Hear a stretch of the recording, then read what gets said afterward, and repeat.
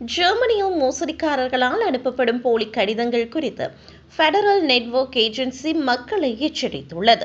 அதிகாரப்பூர்வமானவை போல தோற்றமளிக்கும் இந்த கடிதங்கள் சோலார் பேனல் அமைப்புகளை வைத்திருப்பவர்களை குறிவைக்கின்றன. உரிமையாளர்கள் தங்களது அமைப்புகளை முறையாக பதிவு செய்ய தவறிவிட்டதாகவும் அதனால் தற்போது அபராதம் செலுத்த வேண்டியிருப்பதாக இந்த கடிதங்களில் குறிப்பிடப்பட்டுள்ளது.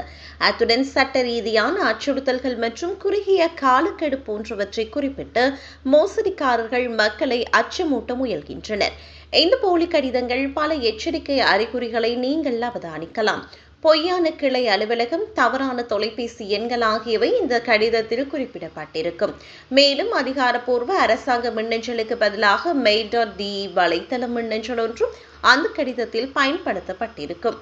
அத்துடன் இந்த கடிதங்கள் முறையான கையொப்பங்களை இடப்பட்டிருக்காது. இந்நிலையில் இவ்வாறான கடிதங்கள் மூலம் மோசடிக்காரர்கள் பாதிக்கப்பட்டவர்களை 14 நாட்களுக்குள் 41.60 யூரோக்களை செலுத்துமாறு கோருகின்றனர். விரைவாக பணம் செலுத்தப்படாவிட்டால் அந்த தொகை 208 யூரோக்களாக உயரும் எனவும் மக்கள் அச்சுறுத்தப்படுகின்றனர். இது மக்களை விரைவாக பணம் செலுத்த தூண்டுவதற்கான நடவடிக்கை என நிபுணர்கள் தெரிவித்தனர்.